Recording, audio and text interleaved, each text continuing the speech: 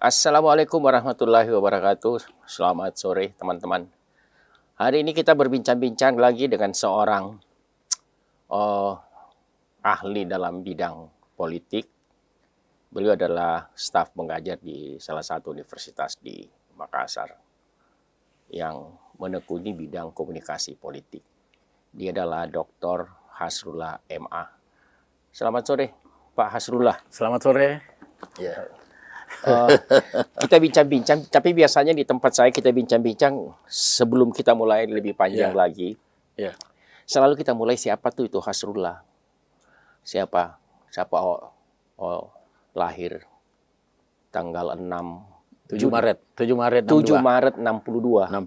62 jadi ya generasi di atas milenial lah. Bisa cerita tentang Anda kecil sampai sekarang sekolah di mana, lahirnya. Terima kasih Pak Ancu. Jadi saya ini Hasrullah, orang tua namanya Hasbullah.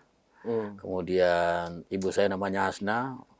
Kemudian orang tua saya, bapak saya udah meninggal kira-kira 11 tahun, 12 tahun yang lalu. Kemudian ibu saya masih hidup umur 83 tahun. Wah. Jadi dia dari SMA Negeri 2 Makassar. Jadi orang tua saya ini sempat diajar oleh Profesor Dr. Matulada. Ya. Singkat cerita, dalam kehidupan saya memang dihadapi suatu peristiwa yang sangat tidak biasa dilakukan oleh orang lain. Di umur kelas 5 SD saya pindah ke Jakarta, dibawa sama orang tua. Saya tidak sekolah selama 2 tahun. Pekerjaan saya itu tiap hari dan tiap malam adalah menjual air, membantu gerobak di Muara Baru. Jual air. Jual air itu. Di situ tempat perkampungan orang Bugis Makassar yang di situ kira-kira saya sekolah. Jadi kerja saya hanya itu, putus sekolah gitu. Jadi makanya umur saya mestinya sudah harus SMP, tapi saya masih dengan pekerjaan yang luar biasa ya. Kadang-kadang kalau saya ratapi menangis juga. Bayangkan kalau baju kalau pulang basah ya, dengan untuk sesuap nasi dan membantu orang tua gitu. Itu. Kemudian saya pindah di Surabaya. Ikut orang tua juga. Ikut orang tua juga. Kerjanya orang tua apa? Kerja orang tua ya serabutan. Dulu kerja di Cipta Niaga, kemudian dia biasa bawa sarung mandar dengan sarung sengkang ke Jakarta Makassar. Dia memutuskan pada tahun 72 dia harus pindah ke Jakarta, mau lihat perbaikan. Tidak lama kehidupan kita di Jakarta itu kurang begitu berkembang ya, terpaksa pindah di Surabaya. Saya ikut, jadi dia masuk di asuransi Jiwasraya Surabaya. Jadi apa namanya itu? Jadi marketing. Ya. Kemudian saya hampir 1 tahun tidak sekolah juga. Tugas saya itu jual beras di Pasar Turi. Wah. Jadi kemudian kadang-kadang ya itulah selampir 3 tahun saya tidak sekolah, dan itu yang menyebabkan saya tidak pernah kalah dengan sebuah pertarungan hidup gitu. Jadi wajar kalau sehingga saya sekolah, kemudian pindah ke Makassar, sekolah di STM Pembangunan, ST Jalan Bandang dulu, tingkat pertama. Terus tapi waktu di Makassar masih SD? Sudah selesai di Surabaya. Selesai. Sudah selesai, pindah ke Makassar, masuk di STN, terus sekolah teknik negeri yang tingkat pertama, Jalan Bandang dulu. Ya, sudah itu saya belajar dengan kegigihan. Saya bilang kalau saya tidak belajar, akhirnya selalu saya dapat ranking. Kalau bukan ranking 3, ranking 2, ranking 1. Masuk di STM Pembangunan. Yang di Bungaya? Bukan, yang di Jalan Sunu. Oh, Jalan Sunu. Ya, itu begitu juga. Kelas 1, 2, 3, 4 adalah selalu dapat ranking. 3, 2, 1. Selalu bergantian seperti itu. Karena saya menganggap bahwa tempaan hidup yang ada di Jakarta, Surabaya, saya harus sekolah dengan baik-baik. Kemudian di tahun sekitar 81 itu, 82 nggak bisa lanjut kalau STM Pembangunan. Jadi saya sekolah SMA di bawah Karai ini, Jalan Macini. Jadi 2 tahun saya berturut-turut di STM Pembangunan kan yang 4 tahun. Kemudian yang menarik lagi, saya karena harus ada ijazah kalau mau melanjut di Unhas kan. Akhirnya saya sekolah. Pagi di STM Pembangunan, siang di SMA Bawah Karang, masih ada di jalan di mana? Macine. Ya. Ya, sekolah ini masih ada. Saya tes di Unhas, teknik, tidak lulus dengan ijazah SMA itu. Ya, kemudian lulusnya di ilmu komunikasi. Tapi SMA-nya kan pas. Iya pas. Pas. Jadi kan dulu bukan ya, IPA, saya ambil IPA. IPA, ya. iya, Jadi saya menganggap bahwa saya mengambil ini. Jadi 2 tahun saya berturut-turut. Jadi saya sudah naik kelas 4 di SDM Pembangunan. Waktu itu almarhum Pak Marisen itu naik kelas 4. Sempat saya mau pergi kuliah di Baraya untuk mata kuliah MKU. Dia bilang, kau mau kemana? Saya bilang, saya sudah kuliah di sebelah. Kau fakultas apa? Di FISIP. Karena saya mau jadi insinyur sebenarnya. Ya, seperti Pak Ilham atau siapa gitu teman-teman. Sehingga jadi kelas semester 1 di FISIP Unhas jurusan komunikasi, saya masih sekolah di SDM Pembangunan. Saya menganggap bahwa kalau saya tidak sekolah tidak bisa memperbaiki nasib saya, dan saya tidak mau lagi seperti di masa lalu yang tidak sekolah, kemudian jual air, kemudian penjaga beras di pasar gitu. Jadi itulah kehidupan saya yang keras. Akhirnya masuk diterima di Unhas 88 jadi staf pengajar, kemudian lanjut lagi S2 92 sampai 96. Nah, saya ketemu di situ namanya Effendi Ghazali. Jadi 92 sudah ketemu. Jadi saya bersahabat dengan beliau sejak 92, ya sekitar 24 tahun yang lalu. Waktu masuk program S2. Program S2. Ya kalau tidak salah ya, kalau 92 sekarang 2023, berarti sekitar 30 tahun. S2-nya di mana? Saya di UI, Salemba. Salemba. Sospol juga. Sospol juga, komunikasi. Yang menarik itu, saya waktu terjadi kontestasi pimpinan di Surabaya antara Megawati dengan lawannya di Suryadi. Saya menarik, itulah saya buat tesis menjadi Megawati.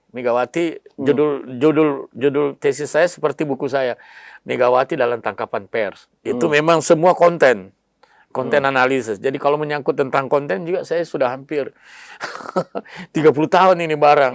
Ya, jadi saya pikir kalau lagi kita berpolemik dimanapun juga bicara tentang konten, saya pikir ini hampir 30 tahun ilmu ini.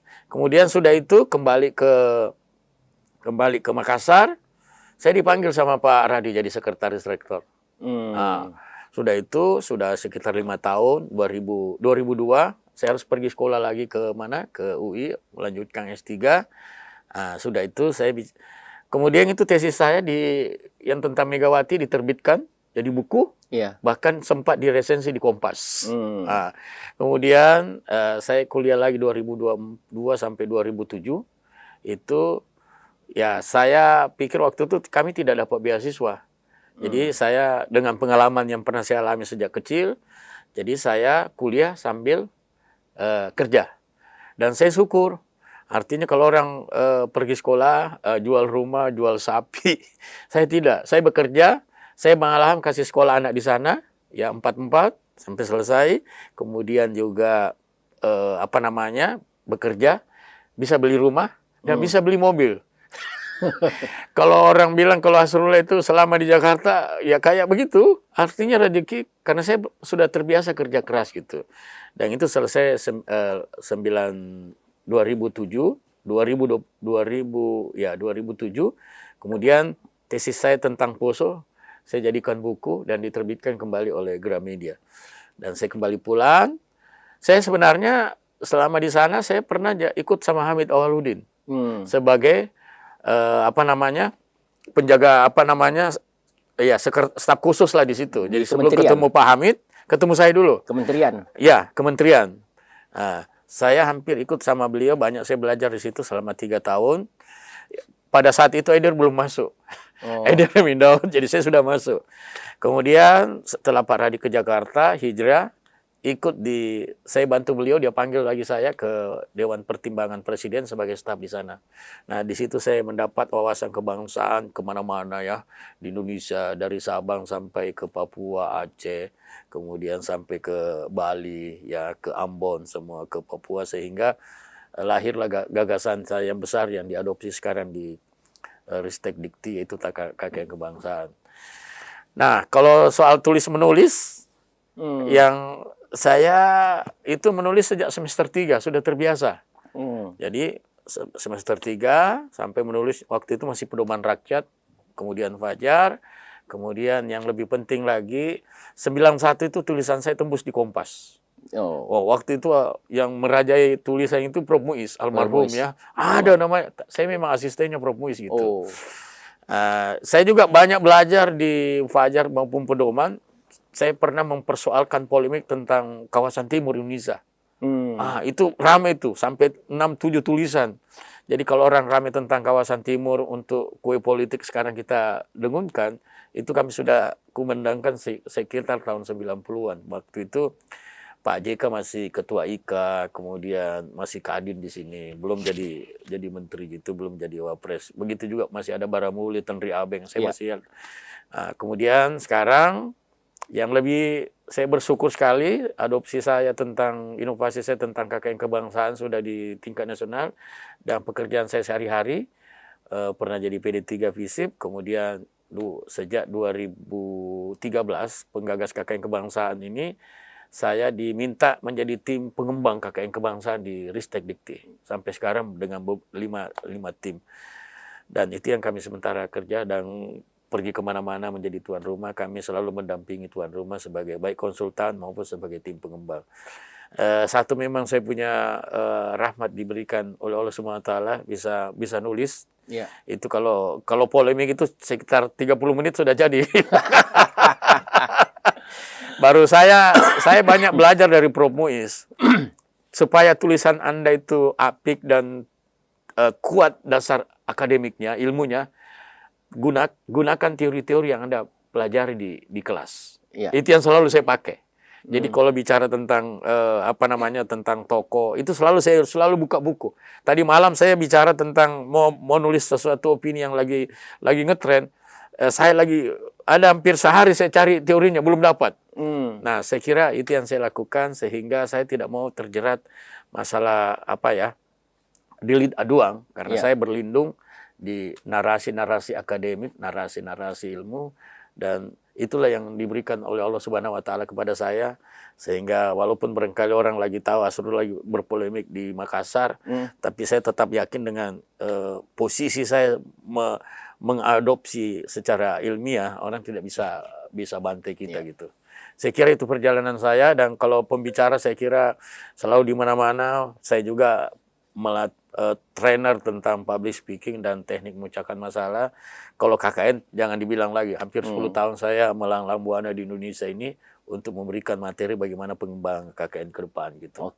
Dan orang tidak pernah percaya yang spektakuler, orang Jakarta dan kementerian prestasi yang luar biasa, saya pergi KKN di Afrika Selatan. Kalau Jepang, Malaysia biasa ya, tapi pergi ke waktu itu masih zamannya Pak siapa namanya, Bupati kita, Pak Iksan, kerjasama, anggarannya dari DPR, dia masuk di kampus, saya angkat tangan sebagai ketua KKN, saya bilang, Pak Iksan, kita mau KKN ke Afrika Selatan, gimana caranya? Saya bilang, kita punya pahlawan orang Goa, namanya saya Yusuf, yang punya kewarganegaraan 2. Bagaimana caranya? 40 hari di Goa, selebihnya dari Banten ke Cape Town, itu masing-masing 10 hari. Jadi cukup 2 bulan gitu. Saya kira itu yang bisa, legacy yang bisa saya wariskan kepada teman-teman, adik-adik di universitas gitu. Kita berpindah sekarang, kita bicara. Karena Anda ini kan public speaking, terus ya sekarang memang kan lagi tren itu, public speaking, terus public policy juga seperti itu. Kita lebih banyak bicara tentang situasi politik kekinian. Sebagai orang yang menekuni komunikasi politik, dalam perbincangan saya dengan beberapa teman di podcast saya dengan orang politik, saya selalu mengatakan begini, kenapa sih partai politik di Indonesia ini kan sebetulnya partai politik itu kan langkahnya 3. Yang pertama konsolidasi, yang kedua distribusi, yang ketiga baru dia pindah kepada kontestasi. Artinya konsolidasi itu kan pasti dia melahirkan platform partainya, nilai-nilai perjuangan partai, kemudian mendistribusi. Tapi kalau menurut saya Paula, nyaris tidak ada partai yang mendistribusi. Lebih banyak bertahan kepada kontestasi setelah itu selesai. Ya. Nah, bagaimana Anda melihat sebagai pakar komunikasi politik di sini? Jadi saya kira pertanyaan ini sangat bagus sekali, terutama kepada orang penggagas-penggagas partai ya. Iya. Saya masih ingat setelah reformasi ya, banyak partai yang lahir ya, bahkan beberapa partai seperti Golkar terbagi 3 atau 4 gitu. Itu wajar ya, karena selama ini ekspresi untuk mengungkapkan ideologi partai itu hanya tersalurkan oleh 3 partai. Jadi awalnya memang sangat positif sekali bahwa termasuk P3 itu tidak hanya ya, begitu juga PDI mengakomodasi kepentingan kelompok minoritas. Nah, yang pertama yang harus kita tahu itu bahwa memang di awal itu ideologi kadang-kadang menjadi utama. Ya. Ideologi partai. Ya, mungkin dengan banyaknya partai ya, yang saya tahu waktu pecahan-pecahan partai termasuk partainya Prabowo, partainya Pak Surya Paloh, itu jelas ideologi dibangun. Karena kenapa? Pondasi sebuah partai itu adalah di ideologi. Mau dibawa kemana ini partai? Nah, kalau sudah itu pesan politiknya ini disampaikan setelah ideologi matang ini, berarti kita berusaha melakukan fragmentasi yang kuat di antara kader-kader maupun pemimpin partai. Dan ini penting sebenarnya. Itu yang dilakukan di negara maju ya, seperti Amerika hanya 2 partai tapi proses kaderisasi itu jalan. Nah, di tengah perjalanan karena prinsip pragmatisme muncul ya, akhirnya terpecah. Ya, saya tahu ada beberapa partai ya, masing-masing kongres di Jakarta, termasuk partainya Pak RMS ini kita masih ingat dikumpul ya Nasdem, itu dengan kepiawaian Pak Surya Paloh pada saat itu betul-betul jadi sebuah gerbong yang luar biasa.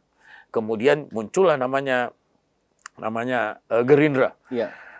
Kalau kita lihat waktu di awal-awal itu kita lihat luar biasa iklannya, seakan-akan ada partai apa ini, ternyata akhirnya diterima oleh masyarakat. Begitu juga partai Demokrat. Ya, besutan daripada Pak SBY kelihatan gitu ya. Begitu juga partai-partai lain. Nah, setelah pragmatisme ini muncul, persoalan ideologi dan kesehatan sama partai itu kadang-kadang tanda kutip ya tergadai. Udah mulai longgar. Iya, udah longgar. Tergadai. Jadi siapa saja bisa dengan mudah pindah partai kan? Ya. Akhirnya ya, kalau tidak salah seperti Pak Mahfud dulu kan di PKB kan? PKB. Akhirnya ya. Tapi nggak apa-apa, tapi masih ideologi partainya masih jalan. Tapi dengan maraknya sistem pemilihan secara terbuka, akhirnya bukan saja para partai, anggota partai yang melakukan, juga pejabat-pejabat publik dalam apakah itu bupati, apakah wali kota, apakah gubernur, apakah presiden, berlomba-lomba. Ya. Karena untuk menjadi seorang pemimpin harus ada dukungan partai. Nah, yang ini yang terjadi, saya melihat terjadi fragmentasi yang lebar lagi, karena semua dilakukan dengan cara-cara yang sifatnya tidak etis. Ya. Ya. Sehingga orang gampang pindah-pindah partai. Mestinya kalau dia tetap di partai A, mestinya di situ saja. Tapi karena persoalan ideologi partai tidak tersosialisasi, akhirnya adalah yang penting kontrak. Setelah terjadi transaksi mencalonkan diri jadi bupati, jadi wali kota, gubernur, oke, sampai di situ. Tapi sebenarnya tidak semua seperti itu sebenarnya. Jadi kesalahan ini bukan saja disebabkan oleh oportunis yang mau cari kekuasaan, tetapi partai terlalu memberi ruang. Sehingga pola-pola ini di mana saja. Orang PKB, orang P3, kemudian dari partai-partai lain, bisa membentuk partai, termasuk partai PAN itu. Ya. Diharapkan sebagai founding father Amin Rais, akhirnya pecah juga bikin partai. Apa yang terjadi di sini? Godaan-godaan kekuasaan partai karena ada persyaratan harus dicalonkan jadi partai. Nah, bukan saja itu, dengan sistem terbuka itu, akhirnya persoalan komersialisasi partai itu terjadi. Nah, itu terjadi, akhirnya orang yang dianggap jadi wali kota, jadi bupati, setelah dianggap tidak menguntungkan, dia memang tidak ada aturan sampai sekarang orang pindah partai. Tidak ada aturan yang tertulis. Ya, akhirnya dia dengan enaknya meninggalkan seperti itu. Tapi satu yang harus kita miliki, kalau dia sudah pernah berjasa, direkrut oleh salah satu partai, mestinya dia harus setia dong. Ya. Ya, kalau Pak Ancu partai yang selama ini di Golkar yang memenangkan di mana salah satu kabupaten atau kota, itu harus selesai, kita punya kontrak baru. Tapi banyak orang yang belum selesai, dia sudah. Nah, ini yang disebut barangkali yang lagi ramai di beberapa tempat, terjadinya kaum-kaum atau elit-elit yang melakukan oportunis gitu. Jadi dia lompat ya, kayak bajing begitu lompat aja ya. Ya, sehingga tanpa merasa berdosa, tanpa ada komitmen, tanpa ada etika, dan dia menuliskan dalam sebuah surat saja, saya mengundurkan diri. Begitu mudahkah seseorang? Nah, saya kira etika politik ini yang saya pikir yang terkikis. Ya, mestinya kan apalagi kita sebagai orang Bugis Makassar yang tahu sedang tahu bahwa kalau kita mau pindah ya lebih selesaikan dulu periode kita, baru minta izin dengan baik-baik. Iya. Ya, melakukan dialog silaturahmi bukan dengan cara yang tidak etis, hanya bikin surat mengirim, padahal waktu mau jadi bupati, jadi gubernur, jadi wali kota, bukan main cara persuasinya gitu, kemana-mana dia mau kemana ikut ini terus pemimpin partai. Nah, ini ya juga saya ingatkan kepada pemimpin partai, harus ada fakta integritas. Ya, fakta integritas. Setiap orang yang mau mencalonkan diri berdasarkan partai, dia harus dicantumkan. Selama masa periode itu dia tetap setia. Kan Pak Ula begini, kalau Pak Ula tadi cerita seperti itu, dalam perspektif saya, ini kan hanya terjadi dalam nuansa partai saja, dengan membernya, dengan anggotanya. Tapi kan yang kita melihat kadang-kadang banyak orang tidak menyadari bahwa sesungguhnya politik itu adalah miliknya rakyat. Bahwa kemudian dia memberikan representasi kepada partai untuk diwakili apakah sebagai legislator atau sebagai eksekutif, itu memang prosesnya seperti itu, ya kan? Persoalannya sekarang yang seperti saya katakan tadi, partai ini kan lebih banyak bermainnya di konsolidasinya dia dan di kontestasi pemilu, pilkada. Tapi dalam konteks distribusi visi misinya kan tidak ada.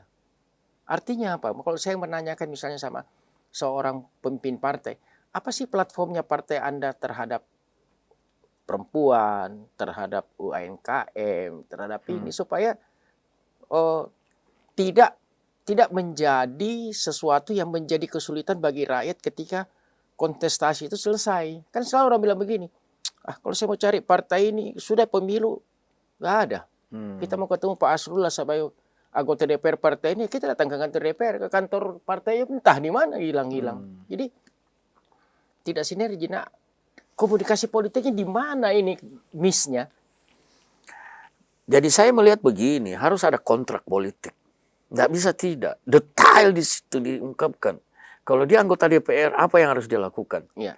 Di samping dia memberi balas jasa terhadap yang dilakukan oleh keberhasilan, dia juga ikut memajukan partai ini. Ya. Jadi tidak hanya mengurus, umpamanya kalau dia di eksekutif, dia juga harus ikut rapat dan diminta pikiran-pikirannya. Jangan hanya partai digunakan sebagai kendaraan politik untuk mencapai sebuah kekuasaan. Dan sebenarnya tidak ada juga yang harus dilakukan partai. Detail itu. Tahun pertama apa yang harus dilakukan? Program partai apa?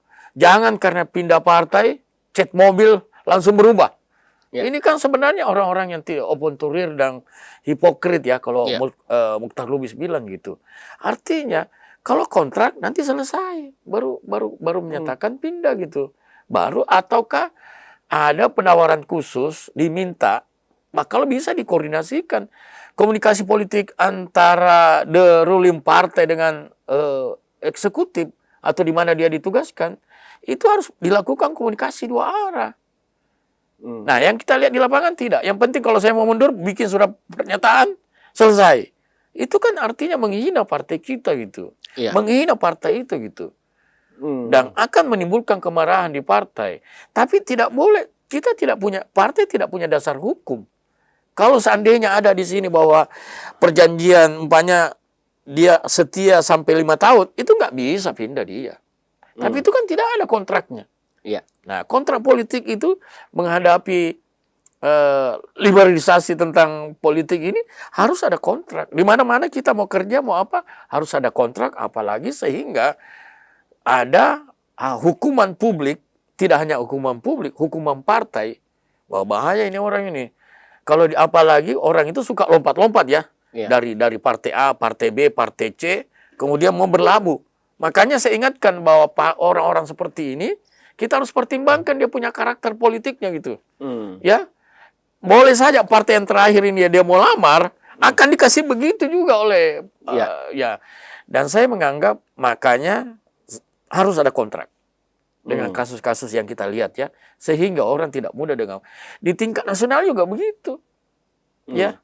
Orang yang pernah sama-sama wapres ya pindah partai, tidak ada kontraknya gitu. Nah, kalau itu dilakukan dengan baik, tidak bisa. Minimal ada komitmen dalam hati kita. Wah, dan pasti publik menghukum. Ya, memang etikanya memang tidak menyentuh hal-hal yang substansial. Tapi kalau dibilang ada kontrak 1 sampai 10, itu akan kita lihat. Wah, ada pelanggaran. Bahkan bikin rapat besar partai, mengundang semua pengurus inti membahas ini. Kalau dia lari, nyatakan di publik. Ya, kayak kalau tentara, polisi disersi gitu. Belum selesai kontraknya, lari gitu. Nah, ini yang harus dilakukan oleh partai. Jadi pelajaran-pelajaran yang saya lihat di tingkat nasional maupun di tingkat provinsi, itu kelemahan yang mendasar oleh partai. Kenapa sih sebetulnya partai tidak bisa ya, seperti Anda bilang tadi, mestinya kan partai punya suatu mekanisme atau strategi pembinaan kader partai yang lebih militan. Artinya kan bukan cuma tergantung bagaimana aturan partai itu atau aturan etik atau tidak etik orang keluar dari partai ini ke pindah ke partai ini, bukan persoalan cuma itu, tapi kan jika kalau kemudian partai itu mampu membuat suatu konsep yang menggairahkan militansi, itunya kan tidak terjadi seperti apa yang Anda bilang. Jadi memang kalau saya sih memang harus di-coaching. Jadi pertemuan-pertemuan sehingga sebenarnya ini kan kasus yang kita hadapi di depan mata kita ya seperti ini karena tidak ada komitmen awal gitu. Kalau kemarin kita lihat orang bisa pindah partai karena bisa dilindungi, ini bukan persoalan dilindungi tidak dilindungi. Tapi kalau sepanjang itu masih bisa dibela, tidak ada masalah. Tapi kalau mestinya partai itu juga berusaha keras, ya, bahwa inilah partai yang kira membela dia punya kader. Nah, makanya deal-deal politik itu tetap harus dilihat. Tapi ya situasi sekarang juga tidak bisa kita pungkiri ya. Kadang-kadang DPP dengan DPD di bawah tidak sejalan gitu, karena ada getaran di tingkat pusat itu yang menyebabkan seperti itu. Nah, tapi ya kita kembali kepada kader. Kalau dia kader militan, kader setia, kader tangguh, kader yang tidak suka lompat sini, saya kira dia akan bertahan di partai di mana dia dicalonkan gitu. Nah, saya pikir supaya partai yang terjadi bahwa ada orang yang pindah, itu harus dideklar di depan publik oleh partai tersebut. Tidak hanya, jadi beritahu di publik, dia keluar, ini masalahnya, ini tanpa prosedur, dia hanya menyerahkan surat, selesai. Tidak begitu dong. Tidak begitu caranya tata tertib sebuah partai kalau kita mau keluar. Kenapa? Waktu kita datang begitu enak, begitu baik, begitu memenuhi deal-deal politik. Setelah mau pindah hanya selembar kertas bahwa saya sudah keluar. Ini saya kira perlu ditegakkan. Ya, tapi kan juga ada salahnya partai menurut saya karena itu yang ketentuan kendaraan untuk mencapai suatu kekuasaan. Jadi kalau misalnya ada presiden threshold 20% itu, artinya kalau kemudian saya misalnya jadi bupati, ya kan saya udah selesaikan kewajiban saya terhadap partai dengan membayar sekian. Pokok semua saya sudah jadi bupati, udah selesai persoalan bos gitu kan. Tapi tidak boleh hanya sampai di situ kalau ada komitmen. Wah, Kalau saya artinya saya menyarankan kepada pemimpin partai harus detail gitu. Kalau dia sudah memberi kewajiban terhadap apa tanggung jawabnya, tapi kan dia juga wajib membesarkan ini partai. iya. Ya, kewajiban itulah yang harus dirinci. Pertama, bahwa dia tidak akan meninggalkan selama kepemimpinan selama 5 tahun. Yang kedua, dia tetap setia terhadap keputusan partai. Iya. Setiap sesuatu yang ingin terjadi, ada pengusulan mau keluar, minimal dikoordinasikan dengan pimpinan. Nah, ini kan kalau hanya keluar langsung seperti lompat pagar seperti itu, nah, ini yang susah ini. Ini yang banyak terjadi gitu. Jadi partai juga harus punya komitmen-komitmen terhadap siapa yang akan dicalonkan menjadi eksekutif gitu. Saya kira kalau pemilihan legislatif kan juga sudah bagus ini saya lihat ya. Diberi kesempatan kepada semua, tidak dulu kepada eksekutif. Dipersilakan semua mengikuti legislatif, mana yang banyak suaranya. Umpamanya kalau dia mau masuk di Makassar tidak cukup suaranya, bilang Anda tidak cukup lah. Kasih orang lain gitu. Karena tidak mampu mencapai titik yang kita harapkan bersama gitu. Ini kan kekurangannya seperti kemarin perdebatan antara apakah proporsional terbuka, tertutup gitu kan. Tentu kan ada negatif positifnya masing-masing. Kalau tertutup dianggap bahwa dia lebih matang karena ada pendidikan partai yang lebih kuat. Jadi orang memilih partai. Nah, kalau itu yang saya katakan tadi, kalau orang memilih partai, maka partai itu lebih kuat untuk menampilkan platform partainya kepada rakyat. Kalau sekarang kan tidak. Walaupun keputusan MK kemarin tetap terbuka, tapi ke depan bisa nggak misalnya minimal dia juga pernah pengurus di partai itu 3 tahun atau ada lewat pendidikan partai sehingga matang. Karena begini Pak Ula, di lembaga kita ini kita selalu survei. Anda bisa bayangkan rata-rata anggota DPR itu tidak lebih dari 20% anggotanya yang paham dirinya sebagai legislator. Ini kan berarti itu yang saya katakan tadi, bahwa platform partai itu artinya tidak diterima. Yang menyebabkan apa? Akibatnya adalah bahwa partisipasi pemilu itu dari tahun ke tahun berturun loh. Turun karena itu. Nah, apa? Saya punya pengalaman empirik. Saya syukur alhamdulillah Ketua DPR Sulawesi Selatan memberi saya amanah menjadi staf ahli, mewakili salah satu partai. Jadi memang saya pikir ini juga. Sorry, Anda kan staf ahli itu.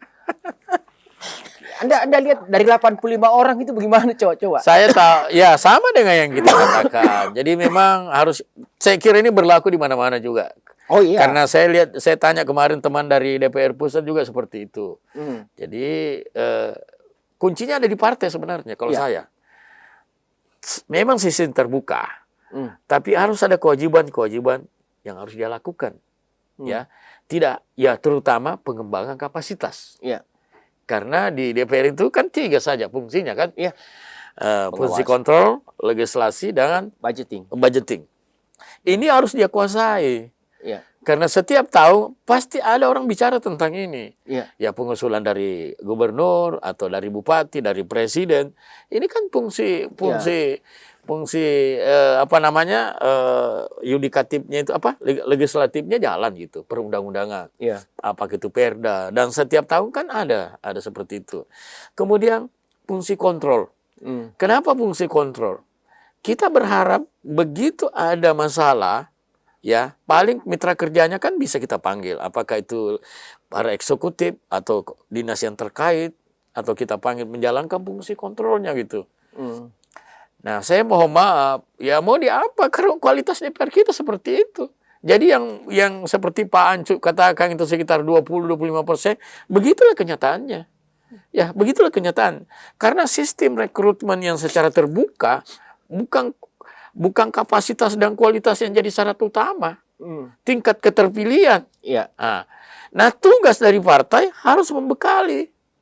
Minta maaf ya, fungsi anggaran. Ya, bikin apa lokakarya, bikin musyawarah, kemudian bikin coaching tentang anggaran. Bagaimana sih menyusun anggaran? Itu tugas partai sebenarnya. Iya. Ya. Sehingga kalau dibilang, oh ini dari partai A, pasti luar biasa ini. Karena begitu juga tentang, kan satu jadi DPR sebenarnya harus bersuara kan. Iya. Fungsi kontrol itu harus disampaikan. Bagaimana mau nyampaikan saja, datang saja, ya berbicara kan. Tapi berbicara harus punya nyali, punya kapasitas. Bahwa apa yang disampaikan, kritik atau kontrol yang dilakukan, sebenarnya banyak sih sebenarnya. Kalau saya sih sebenarnya fungsikan itu staf ahli di masing-masing komisi atau kalau setiap anggota DPR fungsikan itu.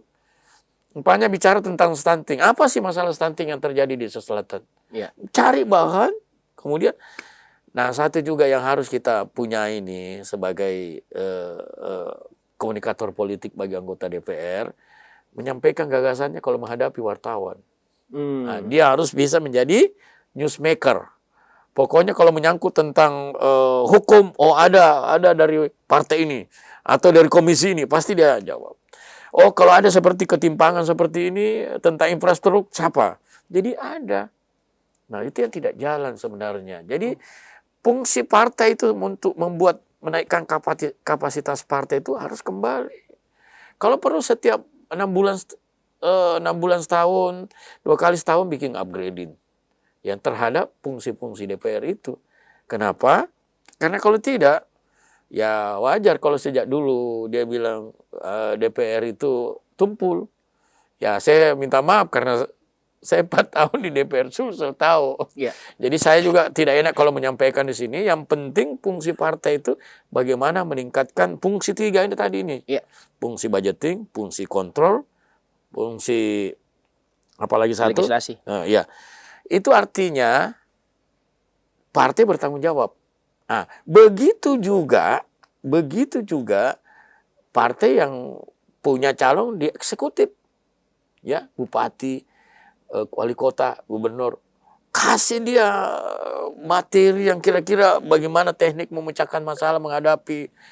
Jadi harus dikurung juga dia, ya. Mana program yang harus dilakukan di tempat ini, kemudian bagaimana menghadapi situasi di daerah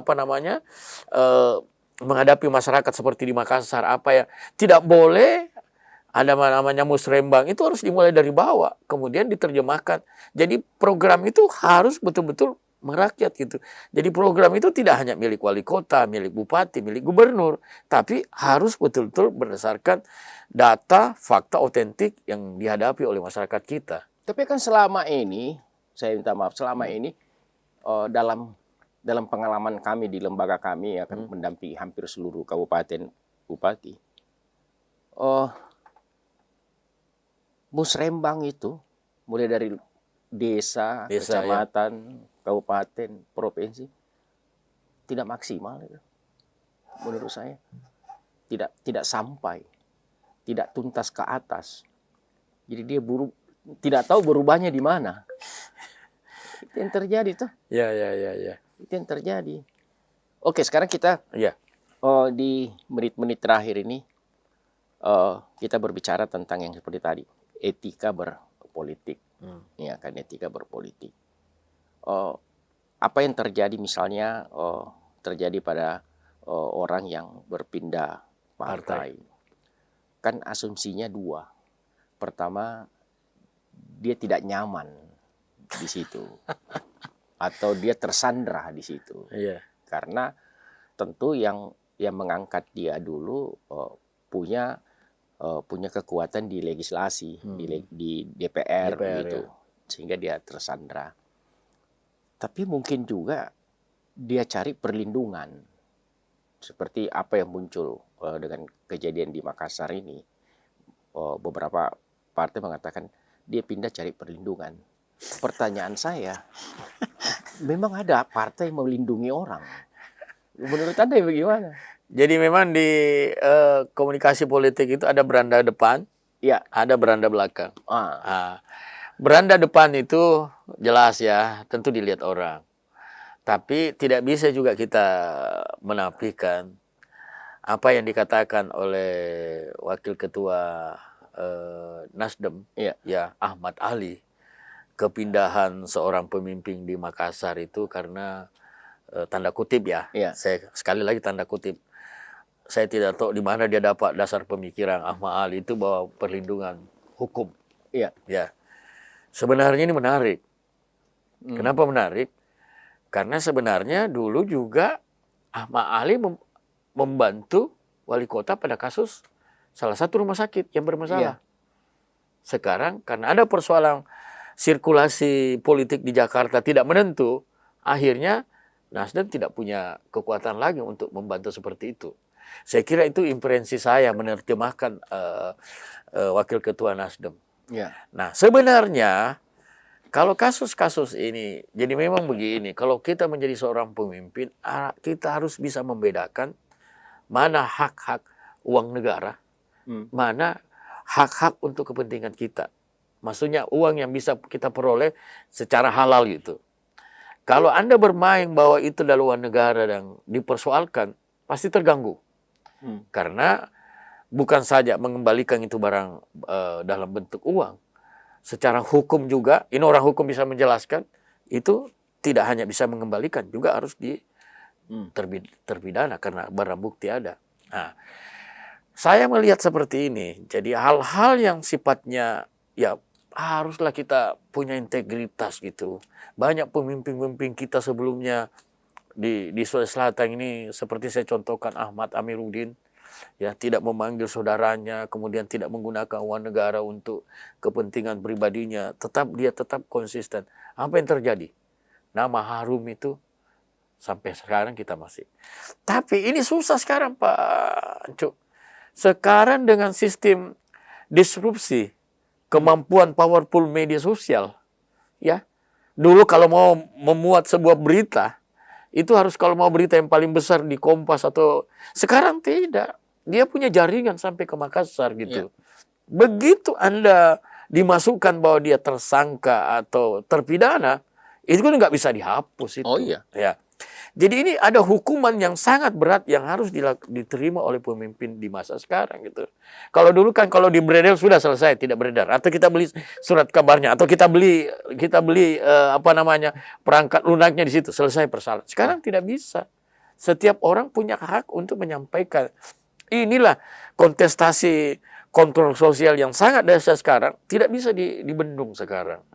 Jadi makanya hal-hal yang sifatnya tanda kutip ya, uang haram yang kira-kira tidak boleh kita sentuh, jangan kita ambil sehingga nama baik ini. Yang rusak siapa? Pejabatnya, keluarganya, anak cucunya. Nggak bisa dihapus ini. Oh iya. Nggak bisa. Dan kalau orang buka, ketik namanya si A, si B, si C, dibuka tentang kasus. Ini dulu pernah bermasalah dengan hukum. Nah, itulah yang harus kehati-hatian. Partai menyampaikan ini kepada kadernya, hati-hati. Karena kalau tidak, Anda merusak nama partai kita juga. Nah, kemudian yang terakhir juga, namanya oponturir. Yang terbiasa oponturir punya karakter, tidak bisa hilang. Ya, oponturir yang sudah biasa oponturir selalu begitu. Sahabat pun dia makan. Pemimpinnya pun dia makan gitu. Demi menyelamatkan dirinya, Pak. Oke. Pak Aswar, kita masih punya waktu kira-kira 2-3 menit. Iya. Tadi saya menarik Anda mengatakan bahwa salah satu pengurus partai mengatakan berpindah itu karena minta perlindungan hukum. Kalau saya misalnya, saya minta perlindungan hukum sama pihak lain, kan kemungkinannya 2. Iya. Saya dilindungi sebelum saya berbuat, atau saya sudah berbuat salah. Kan bisa begitu. Asumsinya begitu. Perlindungan hukum apa? Kalau seperti Anda bilang tadi, kalau Anda jujur, ngapain minta perlindungan hukum? Iya. Sah-sah saja. Berarti quote and quote ada tanda tanya di sini. Kenapa pindah? Kalau alasannya orang mengatakan Hasrul itu pindah karena minta perlindungan hukum. Pertanyaan saya, emang dia melanggar hukum? Atau dia lebih aman di sana?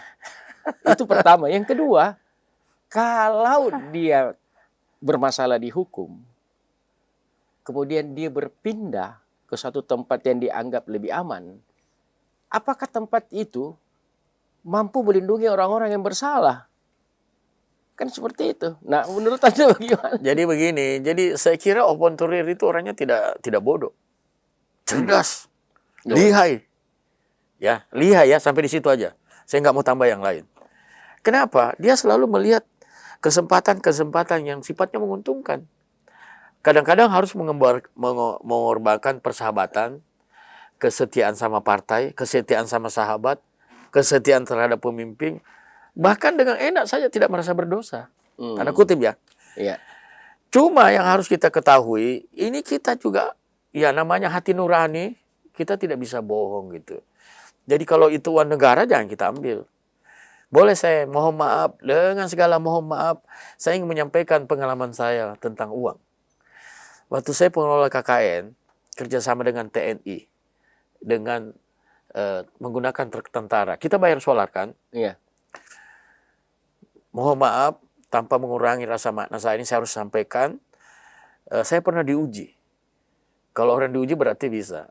Ada salah seorang aster, masih Wirabuana dulu itu, bahwa pemberangkatan menggunakan uang solar yang jumlah mahasiswa itu sekitar 4 ribuan. Itu kalau di total hampir 220 juta. Apa yang terjadi? Uang ini kami sudah siapkan sebagai kepala KKN. Uang ini saya bayar untuk sebagai uang negara. Iya. Uangnya mahasiswa. Ya, uang SPP-nya mahasiswa. Kita bayar di Kodam. Sebagai pengganti uang transportasi, uang solar. Kita pakai bilang uang solar. Panglima tersebut dengan seorang aster datang ke rumah. Bawa uang. Kira-kira 5 kantong kresek. Jumlahnya 220 juta. Iya. Ya. Yang ada di kepala saya, ini kan bukan uang saya. Uangnya mahasiswa. Ya. Kemudian saya bilang dikembalikan. Kalau mau aman, tentara yang bawa. Iya. Maaf ini Pak. Tentara yang bawa ke rumah malam hari, tidak ada yang tahu. Yang tahu itu saya, istri saya yang membawa uang itu dengan Yang Maha Kuasa. Ini diuji integritas. 5 menit kemudian saya telepon Prof Idrus, waktu itu jadi rektor. Iya. Prof Idrus, ada orang datang ke rumah dari Kodam mengembalikan uang transportasi 220 juta. Dia bilang, Pak Idrus, kembalikan. Saya bilang, siap Pak Rektor, saya telepon ini untuk menyampaikan mengembalikan uang ini. Itu kan uang negara. Iya. Bukan uang saya. Ya, kalau orang tidak punya moral, ya oke lah. Dalam dunia persilatan bisa saja. Anda ambil 50, saya ambil 150. Kau ambil 70, saya ambil 150. Tapi bukan itu. Yang ada di sini. Tidak connect. Jadi orang yang mengatakan bahwa bukan uangnya, kita kembalikan. Apa yang terjadi? Pangdam pada saat itu Pak Nisam, Mayor Jenderal Nisam, pada hari ulang tahun Unhas, ya, 10 September, diberi Hasanuddin Award. Artinya saya enak sekali gitu. Orang dapat penghargaan, kerjasama dengan TNI jalan, uang itu kembali kepada ke kampus. Maukah? Bukan berarti saya agak narsis menyampaikan ini. Saya pernah diuji. Jadi kalau bukan jangan karena pesannya orang tua saya, jangan mengambil yang bukan hakmu. Iya. Jangan mengambil yang bukan hakmu. Jangan berdelik karena masalah hukum, masalah narasi bahwa pembelaan, Anda menyatakan itu tidak ada masalah. Dan itu yang saya terapkan sampai sekarang. Ya alhamdulillah kita dalam keadaan begini juga masih bisa ya hidup seperti apa adanya. Santai aja. Ya, kita santai, tidak dihukum oleh publik bahwa itu uangnya mahasiswa diambil. Karena pesannya Karum, ini ada Karum yang kita kenal, kita punya idola di Sulawesi Selatan pernah jadi. Apa yang harus saya lakukan? Hanya 2 Asrullah kalau mengurus KKN. Jangan ambil uangnya supervisi dan jangan ambil uangnya mahasiswa. Itu yang tertancap di kepala saya. Jadi satu juga yang saya harus sebagai pemimpin, kita harus mau mendengar input, nasihat orang-orang tua kita, kakak kita, dan sahabat kita. Karena beliaulah yang mengetahui tentang apa yang dialami, yang akan amanah yang diserahkan. Bayangkan, jangan ambil uangnya mahasiswa, jangan ambil uangnya supervisi. Artinya, jangan ambil uangnya rakyat. kalau bukan hakmu. Padahal bisa diambil. Bisa diambil. Jadi ini menyangkut tentang integritas, kejujuran, keberanian, berani tidak populer. Ya, kalau Anda dikasih uang ya, kalau itu uang halal terima, kalau bukan jangan. Apalagi uang negara, uang rakyat gitu. Oke, terima kasih Pak Asrullah. Kita berbincang-bincang tidak terasa 45 menit, tetapi kita memang membatasi waktu sampai 45 menit dengan asumsi bahwa nanti dalam kesempatan lain kita berperluas dan bukan kita berdua, mungkin ada satu orang lagi yang menjadi narasumber kita. Demikian teman-teman pembicaraan kita sama Dr. Hasrullah Ema sebagai seorang pakar di bidang komunikasi politik.